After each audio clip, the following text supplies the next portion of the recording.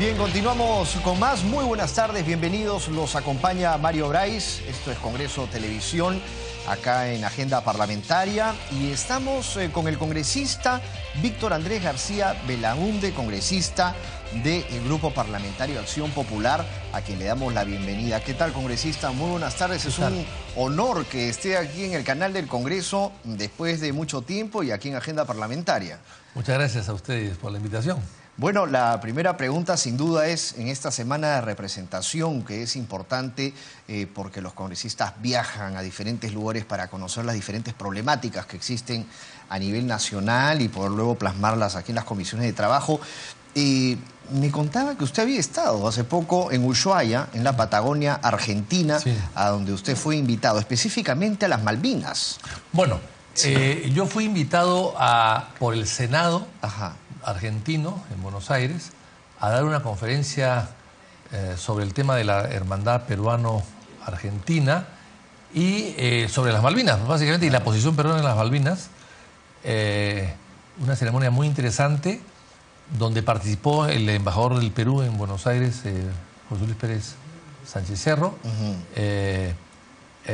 algunos senadores y, bueno, autoridades del Congreso argentino y la comunidad peruana.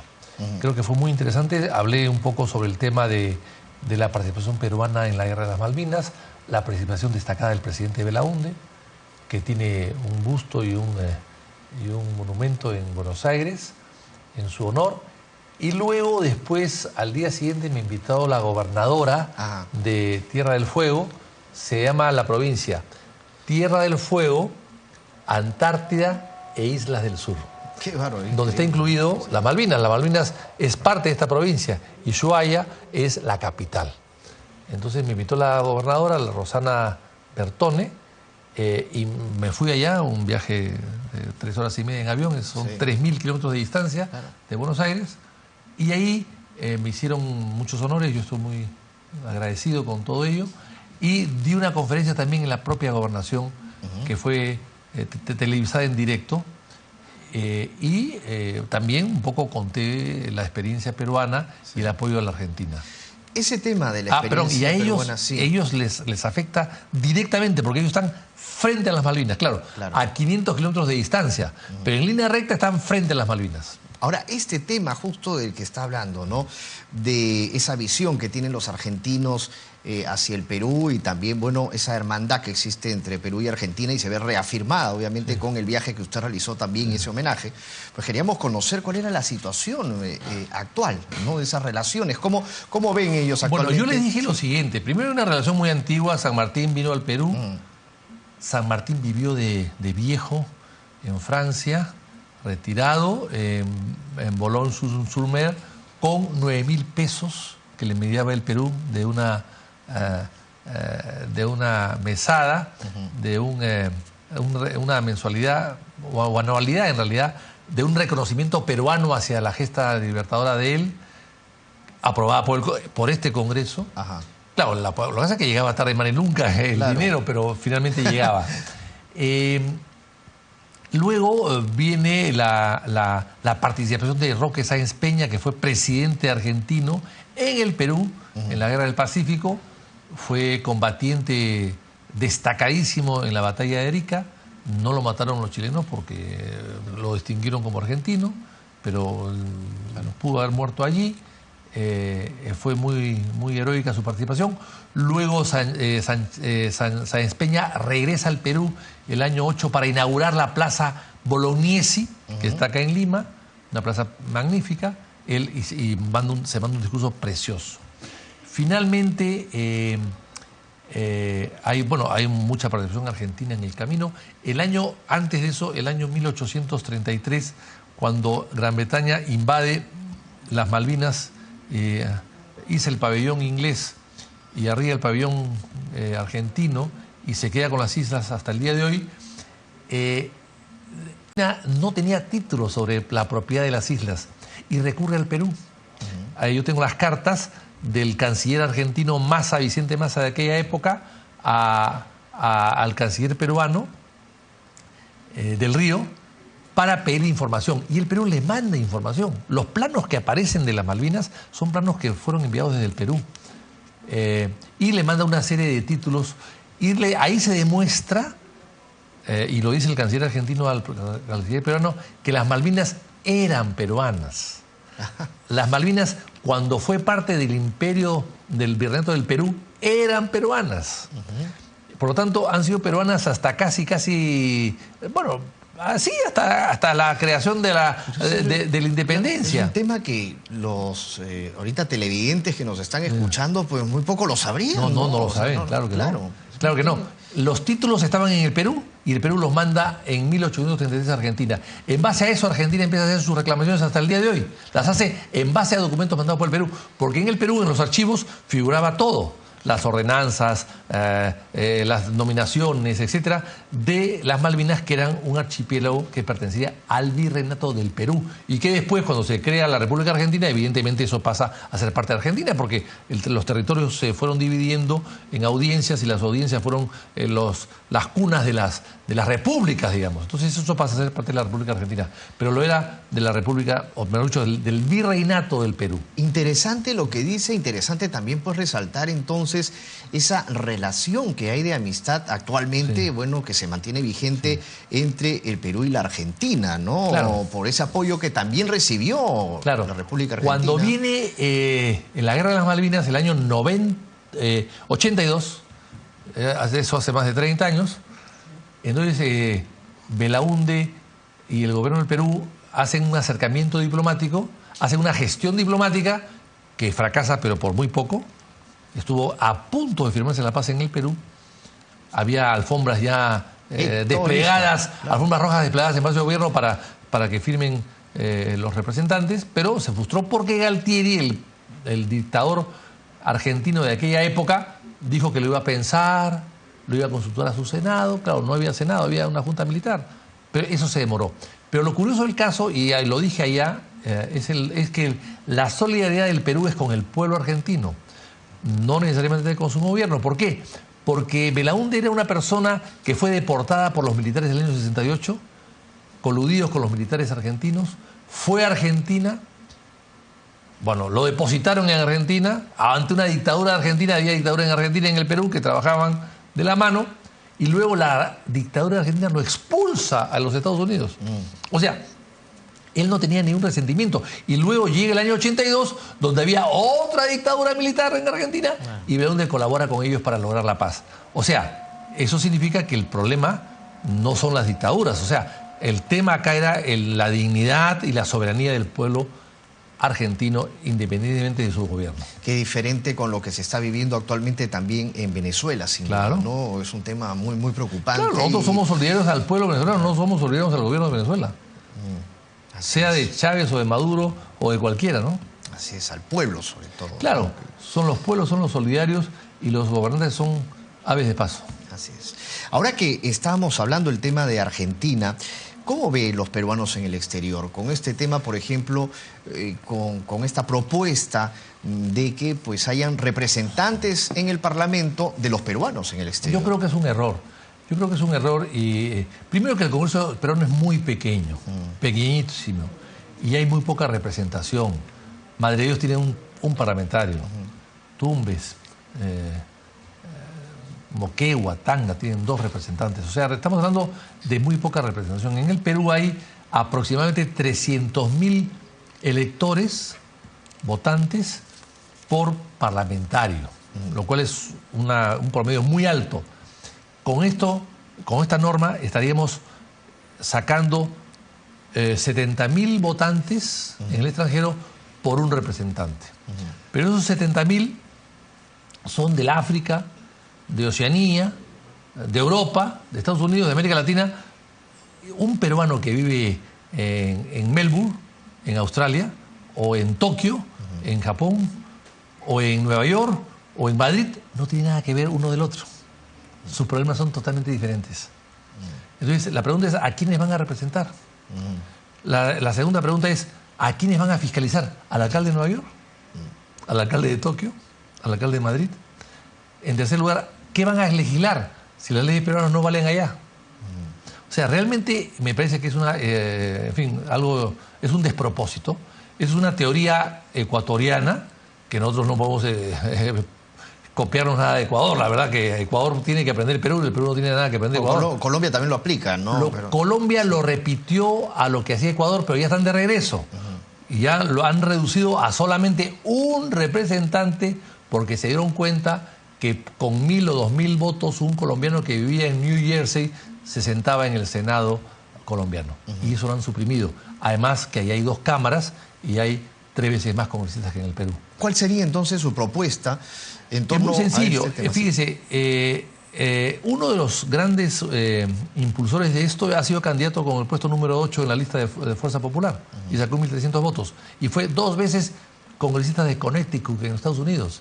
Representaba a Puerto Rico, ni siquiera al Perú. O sea, son peruanos con mucho éxito en los Estados Unidos, básicamente, con dinero, que quieren pues tener su pasaporte peruano, quizás para no pagar impuestos allá, quizás para tener influencia allá, quizás para viajar por todo el mundo gratis. La semana de representación van a tener que viajar por todo el mundo, no solamente irse a Arequipa o a Trujillo o a Cusco. Entonces, yo creo que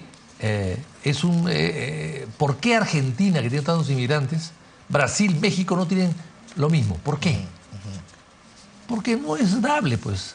Lo que hay que hacer allí es sencillamente que los peruanos que viven fuera, que quieren participar en política, no se presenten en Lima necesariamente, sino lo hagan en cualquier parte del Perú.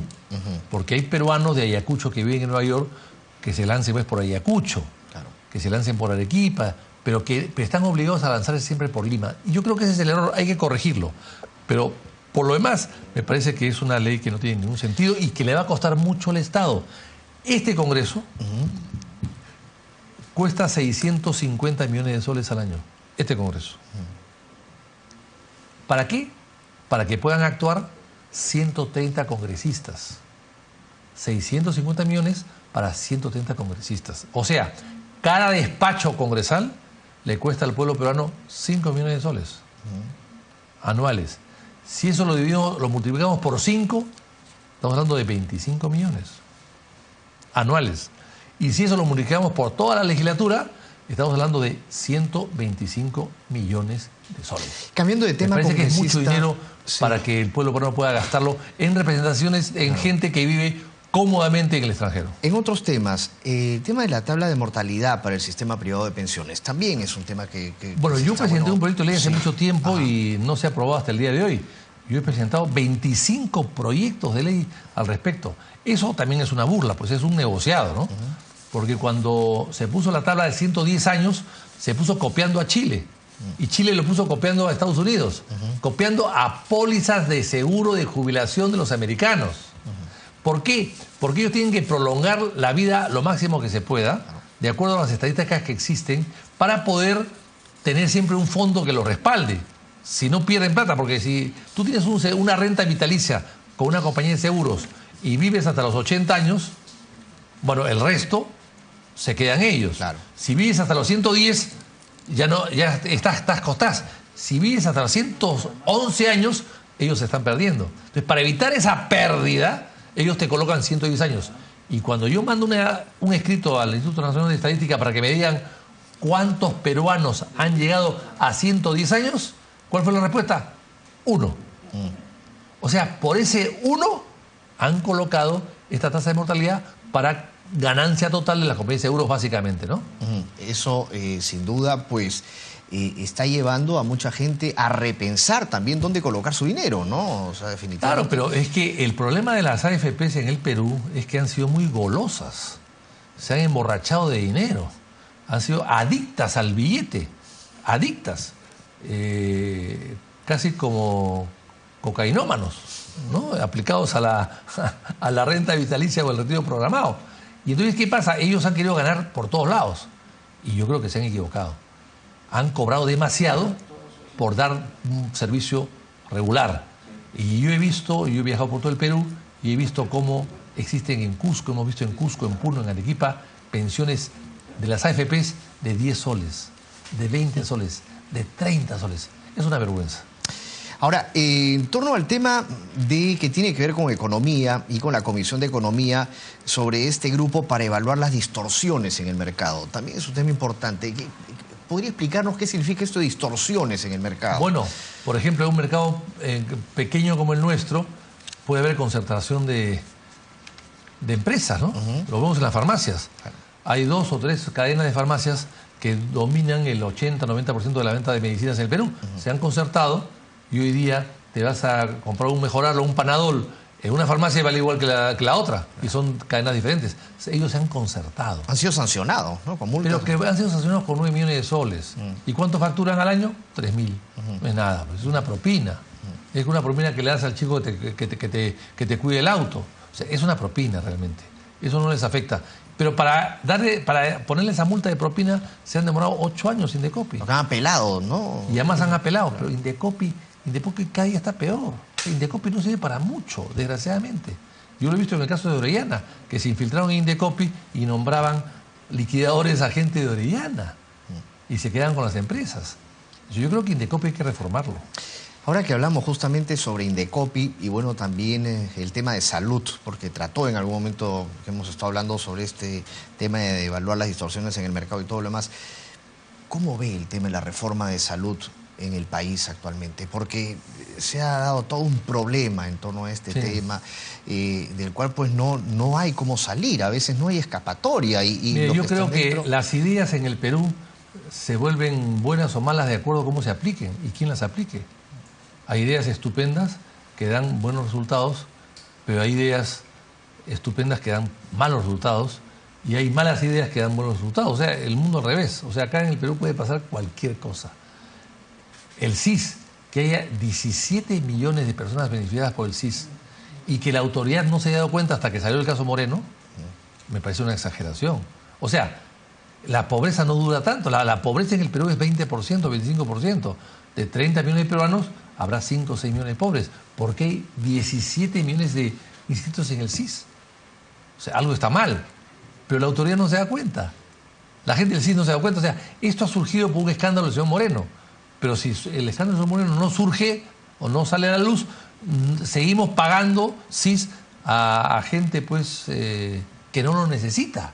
O sea, yo creo que el Estado está débil, está desorientado, está sin garras, sin firmeza para poder trabajar y aplicar sus propias recetas. Sin embargo, aquí desde el Congreso de la República pues se delegaron las facultades legislativas al Ejecutivo y pues sin duda la presidenta del Congreso, Luz Salgado, pues ha dicho que no ve ningún funcionamiento aún y que todavía no llegan tampoco los decretos. Entonces, sí, bueno, ha salido de la muerte civil, que es relativo, ¿no?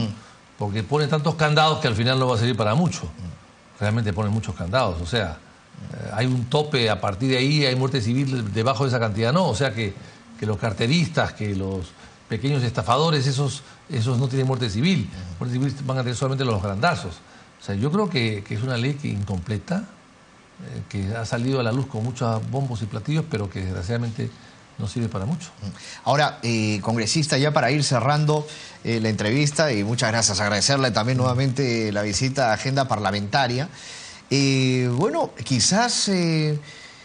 ¿qué es lo que tiene que decir en torno al actual Congreso? Porque es un Congreso joven, no es un Congreso nuevo, es un Congreso en donde se están viendo que hay, a pesar de diferentes formas de pensar de muchas bancadas y muchos grupos, pues se está trabajando por empujar el coche. Yo creo que las encuestas que le dan al Congreso casi un 50%, 47 creo que vi, sí. Es un porcentaje muy elevado que yo hace mucho tiempo que no veía, la verdad. Sé que algo se ha bajado últimamente, pero ese porcentaje es un porcentaje extraordinario. Yo no lo he visto en los años que tengo aquí. Creo que este Congreso, que son todos nuevos, de 130 deben haber nuevos más de 100, me parece que me da la impresión de que son mejores que los anteriores, que se desempeñan mejor, que hay gente más valiosa, más preparada.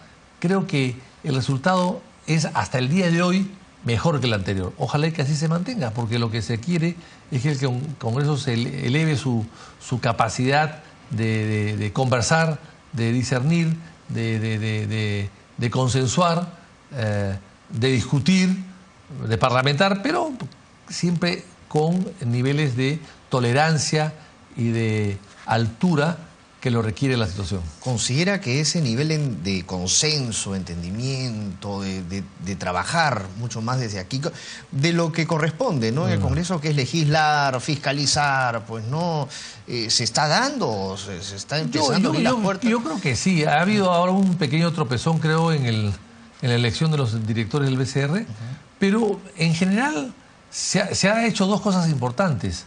Se le ha dado visto bueno al gabinete Zavala, que creo que es importante, y luego se le ha dado visto bueno a la delegación de facultades, que también es muy importante. Esas dos cosas, solamente esas dos cosas, justifican plenamente la madurez del Congreso. El resto, las elecciones del BCR y otras que pueden venir más adelante, son de menores niveles de importancia de lo que hemos tratado antes. Y me parece que el Congreso en ese caso está actuando bien. Ojalá que no aparezcan pues los planchacamisas, los comepollos, los comedores. Ojalá. Esperamos que eso no suceda. Congresista, ha sido un placer conversar con usted. Gracias, Muchos éxitos en esta labor legislativa en este nuevo gobierno. Muchas gracias. Gracias. Hasta luego. Señor congresista Víctor Andrés García Belaunde, en Agenda Parlamentaria. No se olvide que puede seguir las señales del Congreso a través del 550 de Movistar 73. También